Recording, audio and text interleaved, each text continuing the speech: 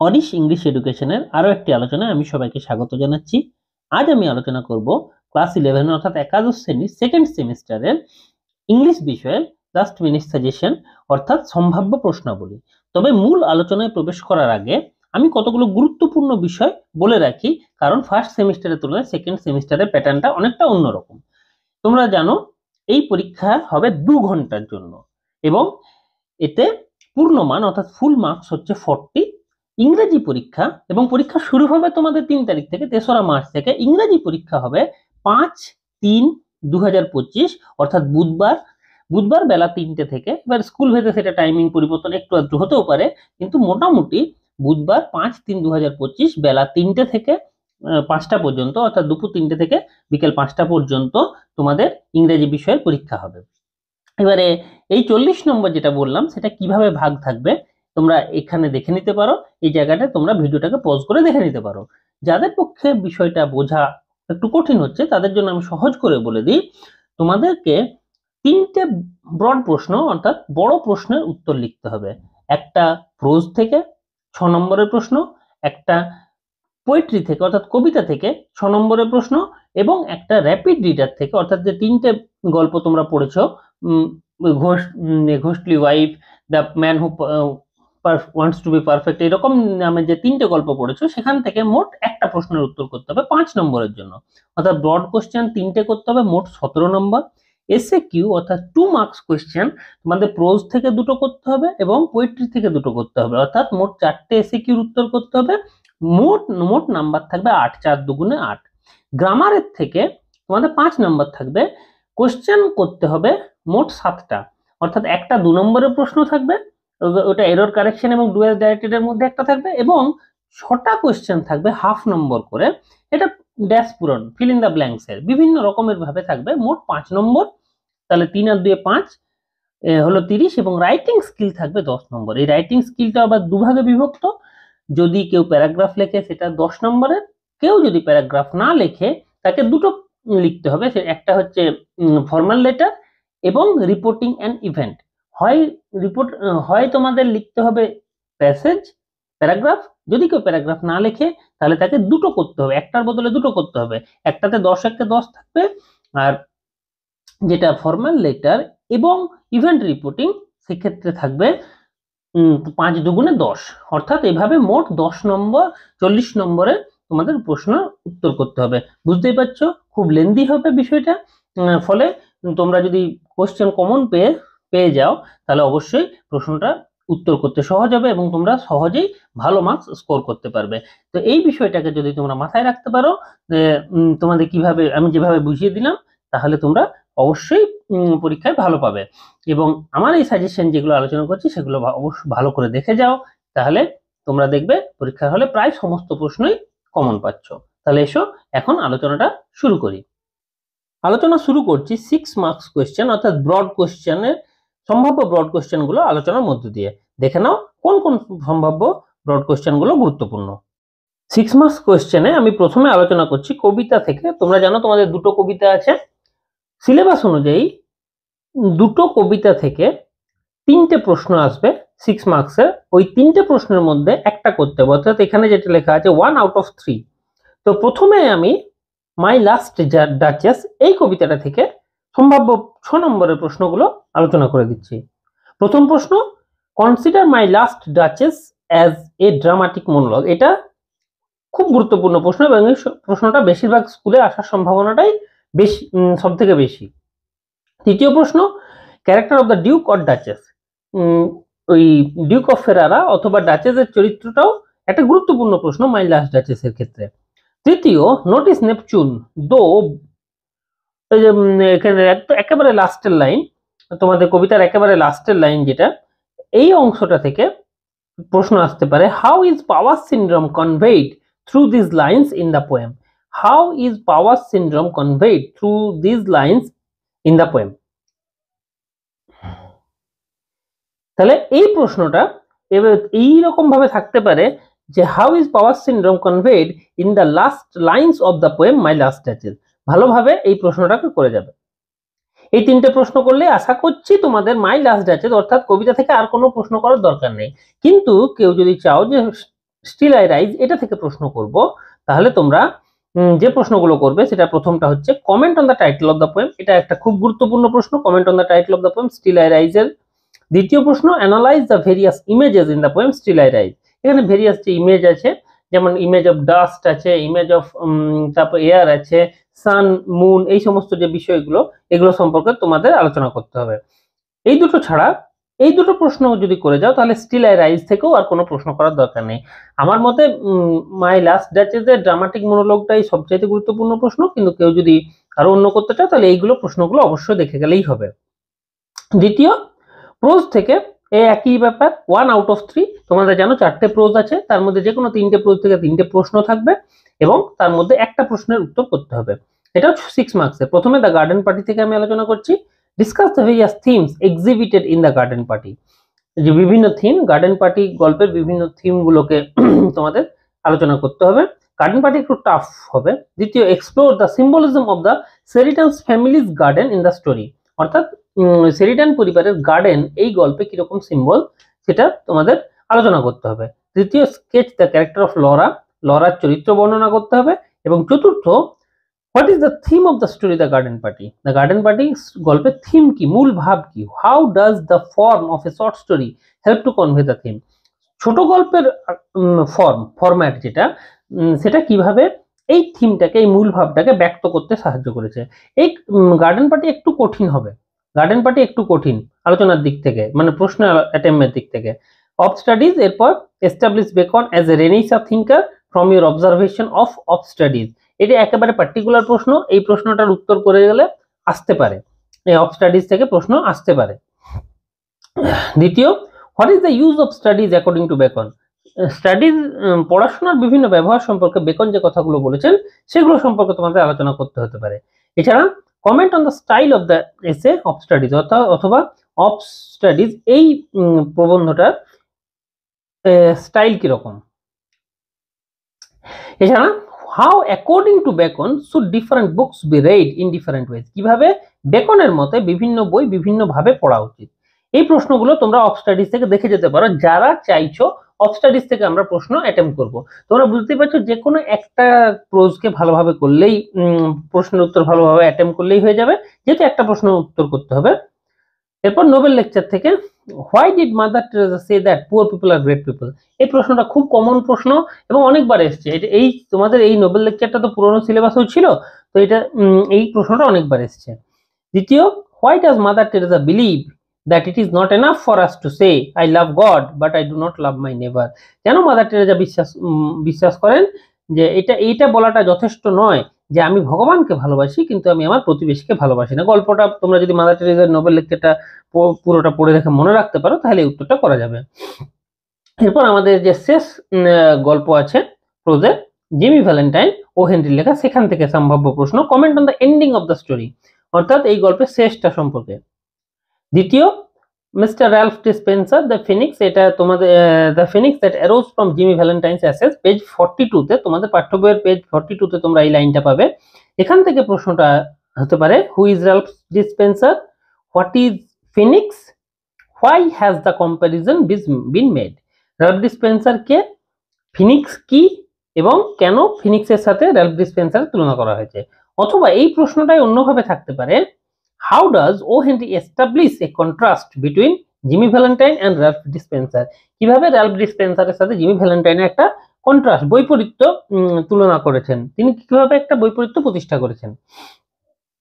তৃতীয় প্রশ্ন, এটা একটা লাইন তোলা প্রশ্ন হতে পারে, Ben Price investigated the scenes of robberies and was heard to remark. এটাও তোমরা তোমাদের পেজ 40 তে, পাঠ্য বইয়ের পেজ 40 তে 40 নম্বর পাতায় পাবে। এখান থেকে যে প্রশ্নটা হতে পারে এই লাইনটা থাকলে, হু ওয়াজ বেন প্রাইস, বেন প্রাইস কে ছিলেন, হোয়াট ডিড হি সে, তিনি কি বলেছিলেন, এই যে ওয়াজ হার্ড টু রিমার্ক, কি রিমার্ক পাস করেছিলেন, এবং what did he know of Jimmy's habit, তিনি জিমির অভ্যাস সম্পর্কে কি জানেন।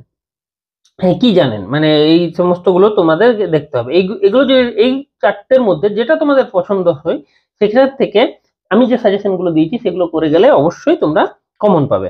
এরপর র্যাপিড রিডার থেকে প্রশ্ন, এখান থেকে র্যাপিড রিডার থেকে কিন্তু 5 নম্বরের প্রশ্ন, র্যাপিড রিডারে কিন্তু 6 নম্বর নয়, র্যাপিড রিডার থেকে 5 নম্বরের প্রশ্ন। 1 আউট অফ 3 এক্ষেত্রে একই ব্যাপার, তিনটে গল্প আছে তোমরা দেখেছো, তিনটে গল্প থেকে একটা করে মোট তিনটে প্রশ্ন থাকবে, একটা প্রশ্নের উত্তর করতে হবে।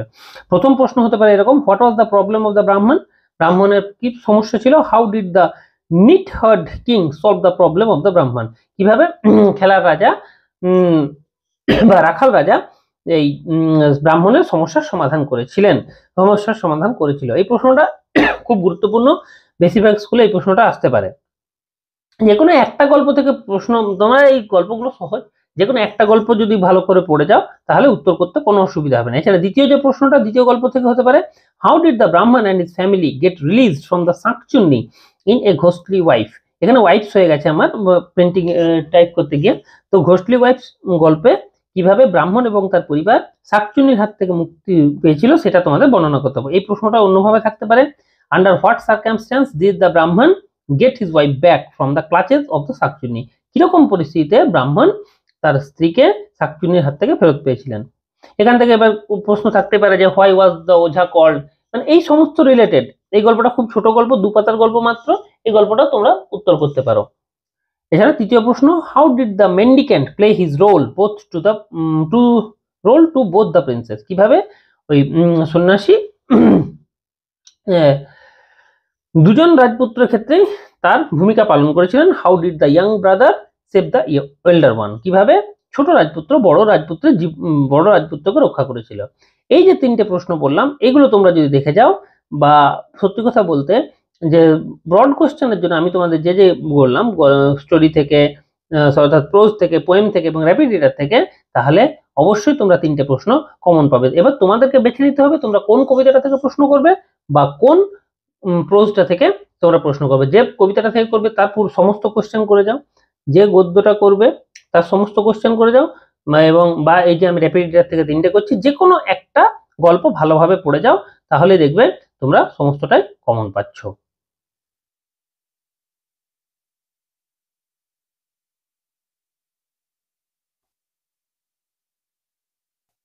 এরপর আমি আলোচনা করছি 2 মার্কস কোশ্চেন অর্থাৎ এসএ কিউ সম্পর্কে।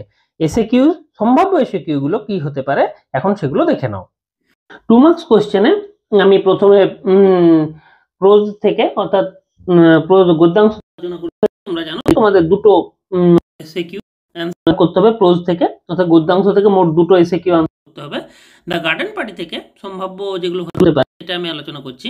প্রথম প্রশ্ন হতে পারে, what do flower symbolise in the garden party, অর্থাৎ গার্ডেন পার্টি গল্পে ফুল কিসের প্রতীক। দ্বিতীয়, what does Laura realise at the end of the story the garden party, এই গল্পের শেষে লরা কি বুঝতে পেরেছিল, কি তার বোঝা হয়েছিল, সে কি বুঝতে পেরেছিল। Why did Laura think of stopping the party, কেন লরা চিন্তা করেছিল যে পার্টিটাকে বন্ধ করতে হবে। চতুর্থ প্রশ্ন হতে পারে, who is called the butterfly in the garden party, এই গল্পে দ্য বাটারফ্লাই কাকে বলা হয়েছে, হোয়াই, কেন তাকে বাটারফ্লাই বলা হয়েছে। এই প্রশ্নগুলো যদি দেখে আশা করা যায় এই চারটের মধ্যে একটা প্রশ্ন পড়বে। দ্বিতীয়, অফ স্টাডিজ থেকে 2 নম্বরের প্রশ্ন, explain the phrase abeunt studia in mores, এইটা খুব important. Abeunt studia in mores এটা এক্সপ্লেন করা, এটা অফ স্টাডিজ এর জন্য খুব গুরুত্বপূর্ণ, এই প্রশ্নটা আসার সম্ভাবনা আছে। দ্বিতীয় প্রশ্ন, what is meant by studies serve ability, studies serve for ability, এটা অর্থ কি। তৃতীয়, what is meant by similar sectors মানে কি, নেম সাম, এবারে কিছু সিমিলার সেক্টরসের নাম বলতে হবে। চতুর্থ, how does wise men use studies, কেমন ভাবে জ্ঞানী লোকেরা স্টাডিকে অর্থাৎ পড়াশোনাকে ব্যবহার করেন। এই প্রশ্নগুলো তোমরা অফ স্টাডিজ থেকে করলে আশা করা যায় একটা প্রশ্ন কমন পাবে। জিমি ভ্যালেন্টাইন থেকে সম্ভাব্য প্রশ্ন 2 নম্বরের, what did Jimmy's suitcase contain, Jimmy's সুটকেসে কি ছিল। ভালো করে দেখবে, এটা একটু বড়, এটা প্রশ্নটা অ্যাটেম্প না করা উচিত, কারণ অনেক ছোট ছোট জিনিস ছিল যেগুলো মনে রাখা কঠিন। Did Ben Price realise that Jimmy is mastermind behind burglary, Price কিভাবে বুঝতে পেরেছিলেন যে জিমি হচ্ছে এই সমস্ত ডাকাতির মাস্টারমাইন্ড, প্রধান। হাউ ডিড জিমি এনজয়, এর পরের প্রশ্ন, how did Jimmy enjoy the freedom after being released from jail, ছাড়া তারপর জিমি কিভাবে স্বাধীনতা উপভোগ ছিল। তো what advice did the give to Jimmy, Jimmy garden অর্থাৎ জেলের ব্যক্তি তিনি কি পরামর্শ দিয়েছিলেন, উপদেশ দিয়েছিলেন। এবং পঞ্চম প্রশ্ন, হাউ ওল্ড ওয়াজ দ্য গাথা আগাথার বয়স কত, হাউ ওল্ড ওয়াজ মে, মে নামের যে মেয়েটা তার বয়স কত, এই দুজনের বয়সটা একটু দেখে যাবে অবশ্যই। নোবেল লেকচার থেকে প্রশ্ন হতে পারে, who was the first messenger of peace, শান্তির দূত কে, দ্বিতীয় what was mother's plan for prize money, মানে তিনি প্রাইজ জিতে যে পয়সাটা পাবেন, যে অর্থটা পাবেন, সেটা তিনি কি করবেন ঠিক করেছিলেন। তৃতীয়, what according to mother Teresa is the importance of smile, অর্থাৎ হাসির গুরুত্ব কি, মাদার টেরেসার মতে আমাদের কেন হাসা উচিত। চতুর্থ, whom should we love to love God, আমরা ভগবানকে ভালোবাসতে গেলে আমাদের কাকে ভালোবাসা উচিত। এই যে তিনটে থেকে বললাম, হতে পারে প্রথমে দুটো থেকে দুটো প্রশ্ন পেয়ে যেতে পারো। চতুর্থ,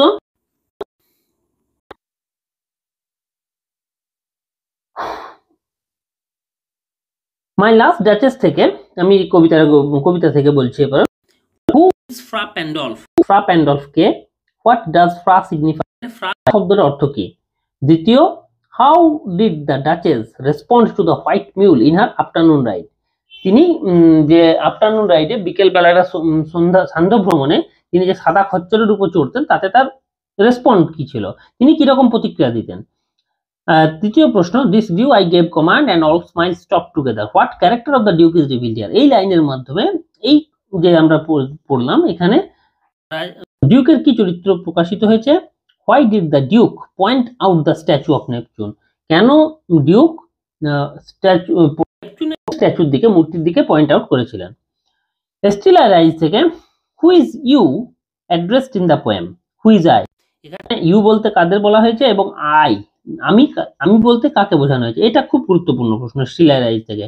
এখান থেকে দুটো প্রশ্ন করতে হবে তো কবিতা থেকেও, ওখান থেকে একটা এখান থেকে একটা, এই প্রশ্নটা আসার সম্ভাবনা খুব বেশি। What is the overall message of Still I Rise, Still I রাইজের থেকে কবিতার মাধ্যমে কবি কি বোঝাতে চেয়েছেন। তৃতীয় প্রশ্ন, what do the first two lines of poem signify, কবিতার প্রথম দুটো লাইনের অর্থ কি, খুব গুরুত্বপূর্ণ প্রশ্ন। Why does the speaker use the symbol of dust in the, কেন কবি স্পিকার বলা হয়েছে, মানে অর্থাৎ কেন ব্যবহার করছেন। এই প্রশ্নগুলো যদি তোমরা দেখে যাও তাহলে আশা করছি কবিতা আমাদের আর কোনো এসএকিউর জন্য। এরপর আলোচনা করছি গ্রামার অংশ থেকে। গ্রামার অংশ থেকে প্রথমে ডু অ্যাজ ডাইরেক্টেড বা সমস্ত মিলিয়ে মিশিয়ে আলোচনা করছি। যে ডু অ্যাজ ডাইরেক্টেড গুলো তোমাদের থাকতে পারে, অর্থাৎ যেটা প্রশ্ন থাকবে 3 নম্বরের জন্য হাফ নম্বর করে, সেগুলো প্রথমে ভয়েস চেঞ্জ থাকতেই পারে, এগুলো অপশন দেওয়া থাকতেই পারে, বা ড্যাশ পূরণ হিসাবেও থাকতে পারে। প্লিজ পোস্ট দ্য লেটার, এগুলো উত্তর করে যাবে, হতে পারে ড্যাশ পূরণ করতে হতে পারে, শূন্যস্থান ফিল ইন দ্য ব্ল্যাঙ্কস করতে হবে। প্লিজ পোস্ট দ্য লেটার, এটা ভয়েস চেঞ্জ করতে হবে। The club was established in 1970, এটারও ভয়েস চেঞ্জ করতে হবে। আমি যেগুলো বলছি এখন ভয়েস চেঞ্জের জন্য বলছি। I shall have called you, who has taught you to play piano, lock the door, do you know me. 7 number, please have a cup of tea, is he writing a letter, এগুলো সব voice change. His concerns bothered him, where did you find it, he was elected the president of the club, the flight will be delayed by half an hour।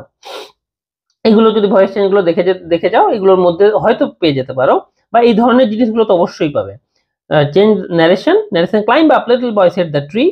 দ্বিতীয়, mother said to me do not do it। তৃতীয়, what a shocking incident said the man।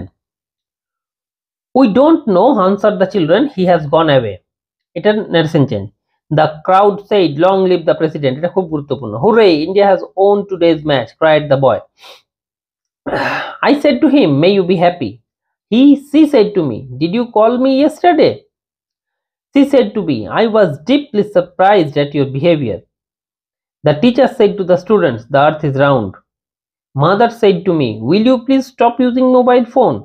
এগুলো তোমরা narration change হিসাবে বা এই ধরনের জিনিসগুলোকে narration চেঞ্জের জন্য দেখে যেতে পারো। এবার do as directed, where was he born, do you know the place, এটা nominal clause, অর্থাৎ clause দিয়ে joining।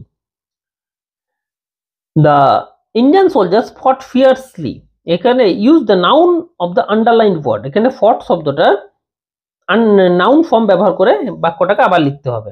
I am his neighbor, he did not help me, এটা কমপ্লেক্স সেন্টেন্সে পরিণত করতে হবে। the Ganga is the longest river in India, degree of comparison, এটা অর্থাৎ লংগেস্ট আছে সুপারলেটিভ ডিগ্রি থেকে যে কোনো একটা ডিগ্রিতে করতে হবে, যে রকম থাকবে প্রশ্নে। you do not take care of your health, you may fall ill, এটা অ্যাডভার্ব ক্লজ দিয়ে জয়েন করতে হবে। as soon as he heard the news he rushed to the hospital, use no sooner than, as the man is old he cannot go out, এটা illative conjunction, illative conjunction দিয়ে যোগ করতে হবে। the man is old he cannot go out, এটা illative conjunction দিয়ে বাক্যটা যোগ করতে হবে। having heard the news she fainted, এটা স্প্লিট করতে হবে। we are proud of our heritage, এটা প্রাউড শব্দটা নাউন ফর্ম ব্যবহার করতে হবে। only a brave man can do it, এটা নাবাচক বাক্যে পরিণত করতে হবে, তো নেগেটিভ সেন্টেন্সে পরিণত করতে হবে। she is silent, এটাকেও নেগেটিভ সেন্টেন্সে পরিণত করতে হবে। মোহন is as noble as Subhash, এটাকে ডিগ্রি চেঞ্জ করতে হবে, অর্থাৎ এটাকে কম্পারেটিভ ডিগ্রি করতে হবে। this medicine is not useless, এটা অ্যাফার্মেটিভ হ্যাঁবাচক বাক্যে পরিণত করতে হবে। how foolish she has been, এটাকে স্টেটমেন্ট অর্থাৎ অ্যাসার্টিভ সেন্টেন্সে পরিণত করতে হবে। he is much older in age than in mind, এটাকে পজিটিভ ডিগ্রিতে পরিণত করতে হবে। the sun rose the fog dispersed, এটাকে সিম্পল সেন্টেন্সে পরিণত করতে হবে, বা এটা থাকতেই পারে নমিনেটিভ অ্যাবসলিউট দিয়ে জয়েন করতে হবে। I must obey you, এটাকে নেগেটিভ সেন্টেন্সে পরিণত করতে হবে। he has a car he wishes to sell it, এটাকে সিম্পল সেন্টেন্সে পরিণত করতে হবে। এইগুলো যেগুলো বললাম ডুয়েস ডাইরেক্টেড হিসাবে, এগুলোর মধ্যে থেকেই অর্থাৎ যে ছটা থাকবে তার মধ্যে আর্টিকেল প্রিপোজিশন এই সমস্তগুলোর মধ্যে থেকে আসার সম্ভাবনা খুব বেশি, ফলে এগুলোকে একেবারে অগ্রাহ্য না করে খুব ভালোভাবে তোমরা দেখে যেও। গ্রামারেরই একটা অংশ ফ্রেজাল ভার্ব নিয়ে এখন আমি আলোচনা করে দিচ্ছি, এই কটা দেখে গেলেই ফ্রেজাল ভার্ব কমন পাবে। ফ্রেজাল ভার্বের মধ্যে প্রথমে আমি যেটা বলবো ব্রিং আপ, রিয়ার, অর্থাৎ রিয়ারটা তোমাদের থাকবে, সেটা তোমাদের ব্রিং আপটা ব্যবহার করতে হবে। এবার টেন্স অনুযায়ী মানে রিয়ারের কোন ফর্মে থাকছে সেই অনুযায়ী তোমরা ব্রিং আপটা ব্যবহার করবে। তারপর go through read, look for search, turn down reject, অর্থাৎ তোমাদের রিজেক্ট শব্দটা থাকবে সেটা টার্ন ডাউন ব্যবহার করতে হবে। এটা অপশনে দিয়েও দিতে পারে, যে দু তিনটে অপশন থাকলো তার মধ্যে টার্ন ডাউনটা থাকবে, যেভাবে তোমরা মাধ্যমিকে করে এসছো। যদি এবার রিজেক্টেড থাকে তাহলে অবশ্যই টার্ন ডাউন করবে, যে টেন্সে থাকবে সেই ফর্মটা ব্যবহার করবে। কল অফ, ক্যান্সেল অথবা উইথড্র বা ক্যান্সেল যেটাই থাকুক কল অফ হবে। সেট আপ, এস্টাবলিশ অথবা বিল্ড, আমি এখানে বেস ফর্মটা ব্যবহার করেছি তাই প্রেজেন্ট ফর্মেই আমি লিখেছি। এস্টাবলিশ অথবা বিল্ড যদি থাকে তাহলে হবে সেট আপ। কাম রাউন্ড হবে recover, call up remember, give up তিন রকম থাকতে পারে, অ্যাবান্ডান থাকতে পারে, সান থাকতে পারে, অ্যাভয়েড থাকতে পারে, এই সবগুলোরই ফ্রেজাল ভার্ব হচ্ছে গিভ আপ। এছাড়া লুক ইনটু, ইনভেস্টিগেট যদি থাকে তাহলে তোমাদের লুক ইনটু করতে হবে, যদি ইনভেস্টিগেটিং থাকে তাহলে লুকিং ইনটু হবে। বিয়ার উইথ অথবা পুট আপ উইথ থাকলে হবে টলারেট, মানে টলারেট যদি থাকে তাহলে এইগুলোর মধ্যে কোনো একটা থাকবে। টেক আপটা রিজেম্বল, এটা খুব গুরুত্বপূর্ণ, টেক আপটা resemble, put down write, pass away die, come across meet, call for demand এবং গিভ ইন সারেন্ডার। তোমরা এছাড়াও আর একটা আছে, সরি একটা না বেশ কতগুলোই আমি লিখেছি। Bring out, publish, look down upon, hate অথবা ডেসপাইজ, লুক ডাউন আপন হচ্ছে হেট অথবা ডেসপাইজ। পুট আউট, এক্সটিংগুইশ অর্থাৎ নিভিয়ে ফেলা, আলো নেভানো সেটা এক্সটিংগুইশ, এটা হচ্ছে put out. Make out, understand, এই যে 20টা আমি বললাম তোমরা যদি খুব ভালো করে এগুলো দেখে যাও, বা তোমাদের যদি মাধ্যমিকের সময় কিছু প্রিপেয়ার করেছিলে সাধারণত এগুলোর মধ্যে থেকে ফ্রেজাল ভার্ব আছে, এগুলোকে খুব ভালো করে দেখে গেলে এবং যদি তোমরা ফর্ম হিসাবে ব্যবহার করতে পারো, টেন্স হিসাবে অনুযায়ী ব্যবহার করতে পারো, তাহলে খুব সহজেই নাম্বার স্কোর করতে পারবে। এরপর আমি আলোচনা করছি অ্যাপ্রোপ্রিয়েট প্রিপোজিশন গুলো সম্পর্কে। অ্যাপ্রোপ্রিয়েট প্রিপোজিশন এত সহজে সম্ভব নয়, অনেকগুলো মুখস্থ করতে হয়, তাও আমার মতে সবচেয়ে গুরুত্বপূর্ণ অ্যাপ্রোপ্রিয়েট প্রিপোজিশন গুলো আমি এখানে তোমাদেরকে বলে দিচ্ছি। অ্যাপ্রোপ্রিয়েট প্রিপোজিশনের তো প্রচুর হয়, তার মধ্যে আমি যেগুলো বলছি দেখে নাও। The accident resulted dash his carelessness and may result dash his death, এক্ষেত্রে প্রথম ড্যাশে রেজাল্টেড এর পরে ফর হবে এবং রেজাল্টের পরে ইন হবে। তোমরা অ্যাপ্রোপ্রিয়েট প্রিপোজিশন তোমরা যদি ইচ্ছা করে বই থেকে অনেকগুলোই দেখে যেতে পারো, আমার সাজেশনে এগুলোর মধ্যে থেকেই এসে যেতে পারে। অ্যাকর্ডিং এর পরে টু হয়, আমি বলতে চাইছি এক্ষেত্রে তোমরা জেনে যাও অ্যাকর্ডিং যদি থাকে তারপর অবশ্যই টু বসবে। অ্যাডিক্টেড এর পরেও টু বসে অ্যাপ্রোপ্রিয়েট প্রিপোজিশন হিসেবে। বিলিভ এর পরে অ্যাপ্রোপ্রিয়েট প্রিপোজিশন ইন। বোস্ট এর বোস্ট থাকলে অ্যাপ্রোপ্রিয়েট প্রিপোজিশন হয় অফ। এলিজিবল এর পর হয় for, eligible for. Inferior to, junior to, indulge in, এটা হচ্ছে অ্যাপ্রোপ্রিয়েট প্রিপোজিশন, ইন্ডালজের পর in. Greed for, obsessed with অথবা বাই। অবসেসড এর পরে কেউ যদি উইথ বসায় তাও ঠিক, কেউ যদি বাই বসায় তাও ঠিক। এগুলো তোমরা অপশনে পেয়ে যেতে পারো, এগুলো তোমাদের অপশনে পেয়ে যেতে পারো। ডাই এর পরে ডাই অফ এ ডিজিজ, অর্থাৎ কোনো রোগে মারা গেলে অবশ্যই অফ হয়। ফর এ কজ, মানে কোনো কারণে, ফর কান্ট্রি, কোনো কারণে মারা গেলে, সেটা মানে দেশের জন্য মারা গেছে তাহলে ফর। বাই পয়জন, কেউ যদি মানে বিষ প্রয়োগে হত্যা, তাহলে die by poison. And die in peace, শান্তিতে মরা, ডাই ইন পিস। এটা একটু ভালো করে খেয়াল রাখবে, ডাই এর পরে 4 রকমের প্রিপোজিশন আমরা এখানে দেখিয়েছি।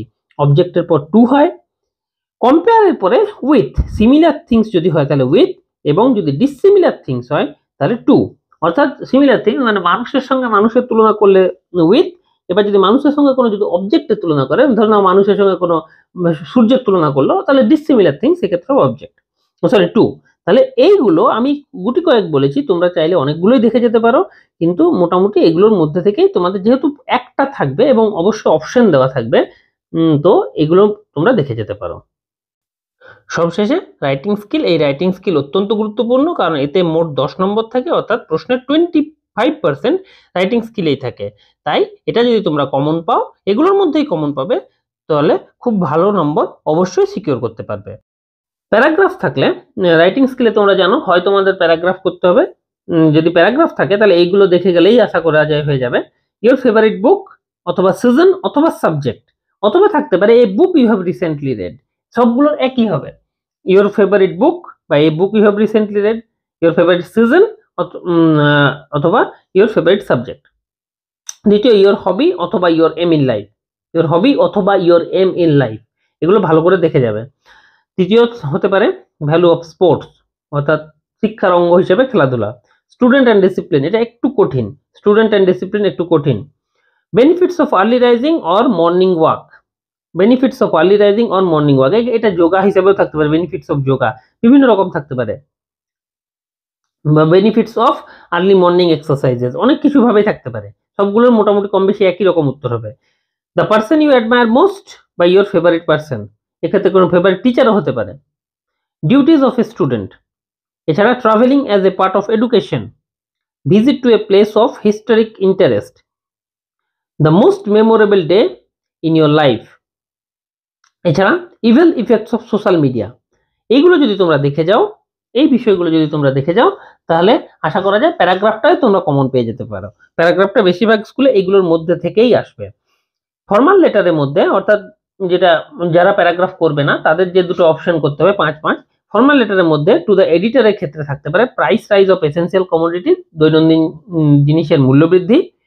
Indiscriminate use of plastic carry bags or microphone, অথবা এই ক্ষেত্রে যে বিষয়টা মাধ্যমিকে এসেছিল যে ফায়ার ক্র্যাকার্স, এই সমস্ত বিষয়টা থাকতে পারে। Necessity to ban online games, কেন অনলাইন গেমস ব্যান করে দেওয়া প্রয়োজন, এই বিষয়ে এডিটরকে চিঠি থাকতেই পারে। টু দ্য ব্যাংক ম্যানেজার, এটাও কিন্তু একটু নতুন হলেও এটা থাকতে পারে। প্রেয়ার ফর প্রোভাইডিং লোন, এবার লোন বিভিন্ন কারণে হতে পারে, তোমার কোনো ব্যবসার কারণে হতে পারে, তোমার মানে শিক্ষার কারণে হতে পারে, কিন্তু কিভাবে তুমি লোন চাইছো, তুমি ধার চাইছো ব্যাংকের কাছে, তার জন্য ব্যাংকের ম্যানেজারকে চিঠি লেখা। এছাড়া যদি তোমাদের কোনো অফিসিয়াল লেটারে বলতে, যদি তোমাদের লোকাল, তোমরা যদি পঞ্চায়েত এলাকায় থাকো তাহলে পঞ্চায়েত প্রধানকে বিভিন্ন খারাপ রাস্তা নিয়ে, বা হতে পারে নেসেসিটি অফ বোরিং টিউবওয়েল, জলের কল বসানোর জন্য, এই সমস্তগুলো নিয়েও থাকতে পারে। এটা প্রধান বা মিউনিসিপ্যালিটির হেড সেক্ষেত্রেও হতে পারে। এছাড়া ইভেন্ট রিপোর্টিং, এটাও যেটা আছে 5-5 করে দিতে হবে। কালচারাল ইভেন্ট ইন স্কুল, এটা বেশি থাকবে, তোমাদের স্কুলে হয়তো অ্যানুয়াল স্পোর্টস সম্পর্কে কিভাবে অনুষ্ঠিত হয়েছে সেটা নিয়ে স্কুলের ম্যাগাজিনে পাবলিশ করার জন্য একটা রিপোর্ট, অথবা 15th আগস্ট কিভাবে হয়েছে, বা তোমাদের স্কুলে বসে আঁকো প্রতিযোগিতা, বিভিন্ন কালচারাল ইভেন্ট কিভাবে আয়োজিত হয়েছে, বা ব্লাড ডোনেশন ক্যাম্প কিভাবে আয়োজিত হয়েছে, এই সমস্ত বিষয় নিয়ে তোমাদের ইভেন্ট রিপোর্টিং আসতেই পারে। তোমরা যদি এগুলো ভালো একটু দেখে যাও, ইভেন্ট রিপোর্টিং খুব সহজ, যারা নোটিশ লিখতে পারো তারা ইভেন্ট রিপোর্টিং করতে পারবে। নোটিশে হয় ফিউচার টেন্সে, ইভেন্ট রিপোর্টিং হবে ওই একই বক্তব্যটা পাস্ট টেন্সে। তাহলেই তোমরা এগুলোর মধ্যে থেকে রাইটিং এ, যেটা অবশ্যই খুব 10 নম্বর থাকে, 40 নম্বরের মধ্যে 10 নম্বর মানে অর্থাৎ 25%, খুব গুরুত্বপূর্ণ, এটা দেখে গেলেই হয়ে যাবে। আজকের এই আলোচনা শেষ পর্যন্ত দেখার জন্য ধন্যবাদ। এই আলোচনাতে আমি যে অংশগুলো বলে দিয়েছি, তোমরা যদি সেইগুলোকে করে যাও, সেগুলোকে মুখস্থ করে যাও বা নির্দিষ্ট কোনো ব্যবস্থা করে যেতে পারো, তাহলে তোমাদের ইংরাজি পরীক্ষা অবশ্যই ভালো হবে। কারণ এর বাইরে প্রশ্ন হওয়ার সম্ভাবনা খুব কম। এবারে কিছু কিছু স্কুলে অবশ্যই একটা দুটো বাড়তি প্রশ্ন আসতেই পারে, সেক্ষেত্রে কিছু করার নেই, কিন্তু বেশিরভাগ স্কুলে এই রকম প্রশ্নই হবে, এইগুলোর মধ্যে থেকে আসবে। তোমরা সেটা পরীক্ষার হলে গিয়েই বুঝতে পারবে। তাহলে আমার সাথে যদি তোমরা কেউ ব্যক্তিগতভাবে যোগাযোগ করতে চাও, তাহলে আমার যে হোয়াটসঅ্যাপ নাম্বার আছে সেখানে তোমরা তোমাদের ইংরাজি সংক্রান্ত যে কোনো প্রশ্ন করতে পারো। আমি চেষ্টা করব সেগুলো সমাধান করে দেওয়ার। এবং এরকম সমস্ত আকর্ষণীয় এবং প্রয়োজনীয় ভিডিওর জন্য আমি সবাইকে অরিস ইংলিশ এডুকেশন দেখতে অনুরোধ করছি। দেখা হচ্ছে পরের ভিডিও। ধন্যবাদ।